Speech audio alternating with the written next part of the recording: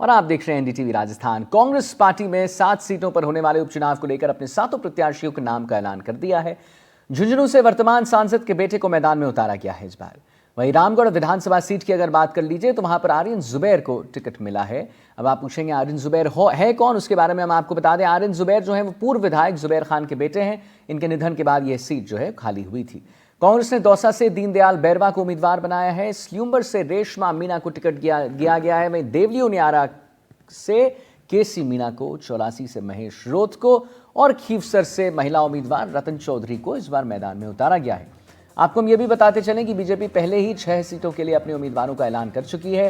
राज्य के सभी 7 सीटों पर 13 नवंबर को वोट डाले जाएंगे और 23 नवंबर को नतीजों की जो घोषणा है वो होगी। तो दौसा से दीनदयाल बैरवा को टिकट मिला है।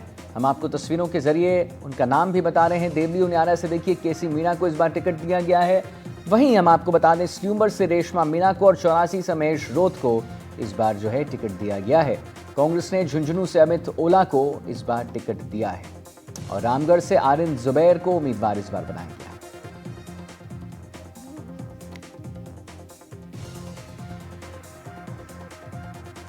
तो देवली उनियारा से केसी मीणा को टिकट, स्ल्यूम्बर से रेशमा मीणा और 84 से महेश रोथ को टिकट। वहीं कांग्रेस ने झुंझुनू से अमित ओला को इस बार टिकट दिया है। रामगढ़ से आर्यन जुबैर को उम्मीदवार बनाया गया है और दौसा से दीनदयाल बैरवा को इस बार टिकट दिया गया है।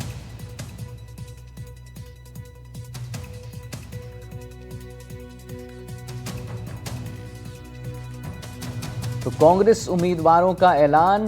कांग्रेस ने झुंझुनू से अमित ओला को टिकट दिया। आपको हम एक बार पुनः बता दें, रामगढ़ से देखिए यहां पर आर्यन जुबैर को उम्मीदवार बनाया गया है और दौसा से दीनदयाल बैरवा को इस बार टिकट दिया गया है। वहीं अगर हम बात करें देवली उनियारा की तो यहां से केसी मीणा को टिकट मिला है और स्ल्यूम्बर से रेशमा मीणा और 84 से महेश रोथ को इस बार टिकट दिया गया है। कांग्रेस ने झुंझुनू से अमित ओला को टिकट दिया और रामगढ़ से आर्यन जुबैर को उम्मीदवार बनाया गया है। दौसा से दीनदयाल बैरवा को टिकट मिला है और देवरी उनियारा से केसी मीणा को टिकट मिला है। तो देखिए कांग्रेस उम्मीदवारों का ऐलान कांग्रेस पार्टी ने कर दी है। कांग्रेस ने झुंझुनू से अमित ओला को टिकट दिया, रामगढ़ से आनंद जुबैर को उम्मीदवार बनाया, दौसा से दीनदयाल बैरवा, देवली उनियारा से केसी मीणा को टिकट दिया गया, स्ल्यूम्बर से रेशमा मीणा और 84 से महेश रोथ को टिकट मिला है। तो अब ये देखने वाली बात होगी कि इसके नतीजे क्या आते हैं। क्या परिवारवाद का वाला जो एक कैलकुलेशन है वो चलेगा कि नहीं चलेगा।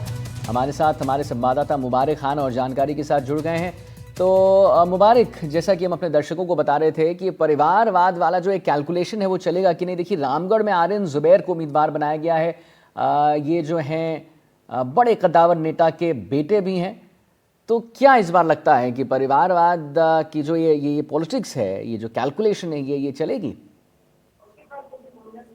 बिल्कुल, देखिए आदित्य, भले ही भाजपा हो या कांग्रेस, दोनों ही दल सार्वजनिक रूप से जब भी बताते हैं तो यही कहते हैं कि परिवारवाद की जो राजनीति है वो बंद होनी चाहिए। प्रधानमंत्री नरेंद्र मोदी ने जिस तरीके से अपने बयान वो देते हैं, अपने भाषणों में भी कहते हैं और खुद वो परिवारवाद के जो है वो खिलाफ भी हैं। तो ऐसे में प्रदेश में भाजपा की जो टिकटें सामने आई हैं उनमें भी आप देख सकते हैं कि किरोड़ीलाल मीणा के परिवार में ही, मतलब जो उनके भाई हैं उन्हें टिकट दिया गया। उनका भतीजा पहले से विधायक है और अब उनके भाई भी जो है दौसा सीट से मैदान में। तो दूसरी तरफ कांग्रेस की अगर हम बात करें तो देखिए कांग्रेस में भी इसी तरह की स्थितियां नजर आती है कि झुंझुनू सीट से अमित ओला, जो कि ब्रजेंद्र ओला के पुत्र हैं, शीशाम ओला के पोते हैं, उन्हें कांग्रेस ने मैदान में उतारा है।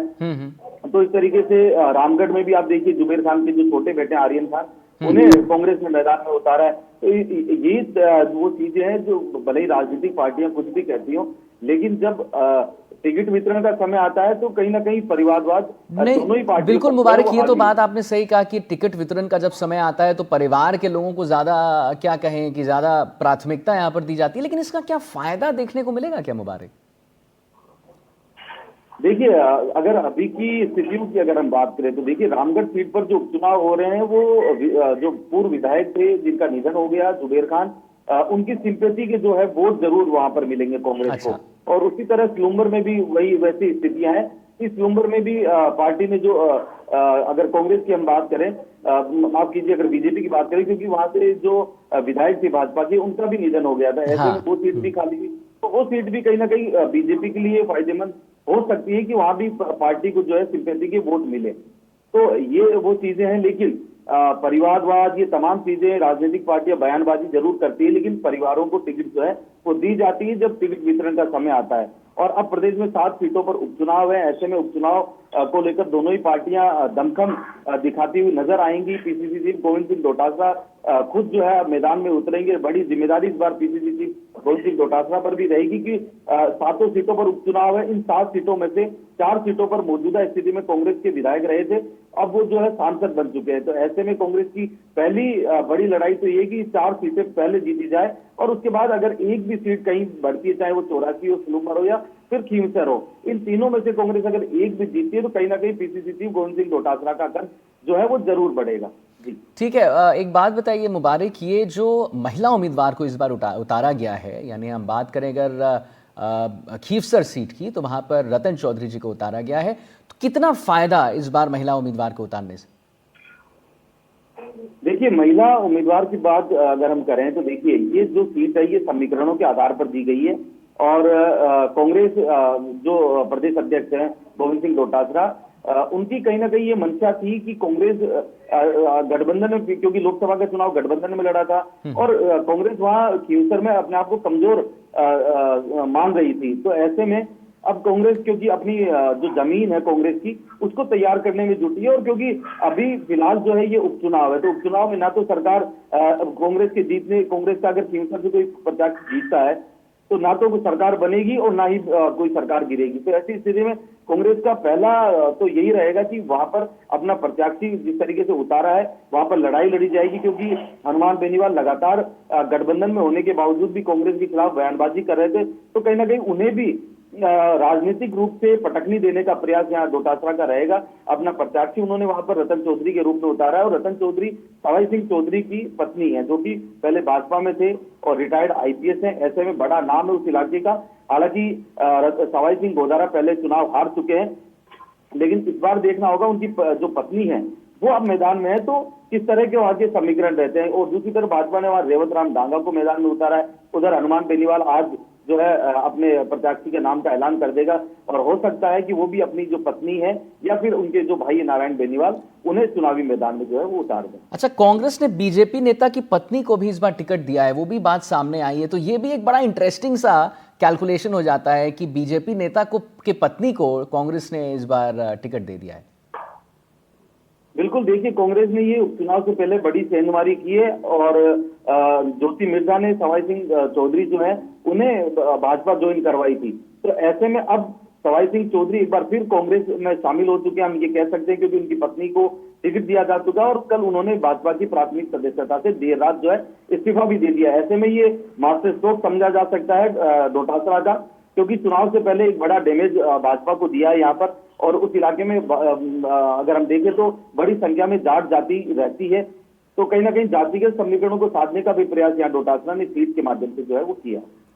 जी, और दौसा में भी एससी और एसटी के बीच जो है मुबारक इस बार एक जंग देखने को मिलेगा, उसके बारे में क्या आकलन आपका? देखिए, दौसा में जो दीनदयाल बैरवा है जिन्हें मैदान में उतारा गया है, उनका जो अगर हम पारिवारिक जो अगर बात करें राजनीति की, तो उनके पिता जो है वो भी राजनीति में सक्रिय रहे थे, कई पदों पर रहे थे। और फिलहाल और जो दीनदयाल बैरवा है वो भी पूर्व प्रधान है, उनकी पत्नी मौजूदा गांव की सरपंच भी है। तो ऐसे में राजनीतिक पृष्ठभूमि पूरी तरीके से है, ग्रामीण परिवेश से वो खुद आते हैं, और सिंपल साधारण जो है उनकी छवि है इलाके में। तो ऐसे में अगर जातिगत समीकरणों को देखें तो वहां करीब देखिए 70,000 के आसपास मीणा वोट है, और करीब 63,000 के आसपास एसटी वोटर्स हैं, और करीब 55 से 60,000 ब्राह्मण वोटर्स हैं। और गुर्जर जाति की बात करें तो करीब 20 से 25,000 गुर्जर वोटर हैं, और करीब 20 से 22,000 माइनॉरिटी है, और मूल ओबीसी करीब 40,000 के आसपास है। तो ऐसे में अगर जिस तरीके से कांग्रेस का कोर वोट बैंक माना जाता है मुस्लिम और SC ST, अगर ये अच्छी संख्या में कांग्रेस को वोट वहां पर मिल जाता है तो कांग्रेस के लिए दौसा सीट पर कोई बड़ी चुनौती नहीं रहेगी। लेकिन दूसरी तरफ भाजपा ने जगमोहन मीणा को टिकट दिया, जो कि किरोड़ीलाल मीणा के भाई है। ऐसे में किरोड़ीलाल मीणा उस इलाके के बड़े नेता है, उनको भी कहीं ना कहीं उनके चेहरे पर भी वोट पड़ेंगे और मीणा जो जाति है वो भी अच्छी खासी संख्या में वहां है। अब देखना होगा कि जो जनरल है, क्योंकि ये सीट जनरल कैटेगरी की सीट थी, यहाँ पर भाजपा ने मीणा प्रत्याशी को उतारा है, तो उससे कहीं ना कहीं जो वहां का ब्राह्मण वर्ग था उसमें जो है वो नाराजगी जरूर देखी जा रही है।